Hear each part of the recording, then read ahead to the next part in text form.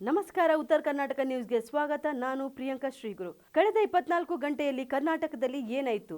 ಮುಡಾ ನಿವೇಶನಗಳನ್ನು ಅಕ್ರಮವಾಗಿ ಹಂಚಿಕೆ ಮಾಡಿರುವ ಆರೋಪಗಳ ಬಗ್ಗೆ ವಿಚಾರಣೆ ನಡೆಸಲು ಹೈಕೋರ್ಟ್ನ ನಿವೃತ್ತ ನ್ಯಾಯಮೂರ್ತಿ PN ದೇಸಾಯಿ ನೇತೃತ್ವದಲ್ಲಿ ಏಕಸದಸ್ಯ ವಿಚಾರಣಾ ಆಯೋಗವನ್ನು ರಚಿಸಲು ರಾಜ್ಯ ಸರ್ಕಾರವು ಭಾನುವಾರ ಆದೇಶ ಹೊರಡಿಸಿದೆ. ಇತ್ತೀಚೆಗೆ ನಡೆದ ಅನಂತ್ ಅಂಬಾನಿ ಮತ್ತು ರಾಧಿಕಾ ಮರ್ಚೆಂಟ್ ಮದುವೆ ಸಮಾರಂಭದಲ್ಲಿ ಯಶ್ ಭಾಗಿಯಾಗಿದ್ದರು. ಈ ಮಧ್ಯೆ 2 ಕೋಟಿ ಮೌಲ್ಯದ ವಾಚ್ ಅನ್ನು ಮುಖೇಶ್ ಅಂಬಾನಿ ಫ್ಯಾಮಿಲಿಯು ಯಶ್ಗೆ ಉಡುಗೊರೆಯಾಗಿ ನೀಡಿದೆ ಎನ್ನಲಾಗುತ್ತಿದೆ. ಕಾವೇರಿ ನದಿ ಪಾತ್ರದ ರಾಜ್ಯದ ಜಲಾಶಯಗಳಲ್ಲಿ ನೀರಿನ ಸಂಗ್ರಹ ಕೊರತೆ ಹಿನ್ನೆಲೆಯಲ್ಲಿ ಕಾವೇರಿ ನೀರು ನಿಯಂತ್ರಣ ಸಮಿತಿ ನಿರ್ಣಯಿಸಿರುವಂತೆ ತಮಿಳುನಾಡಿಗೆ ನಿತ್ಯ 11,500 ಕ್ಯೂಸೆಕ್ ಬದಲಿಗೆ 8,000 ಕ್ಯೂಸೆಕ್ ನೀರು ಹರಿಸಲು ನಿರ್ಧರಿಸಲಾಗಿದೆ.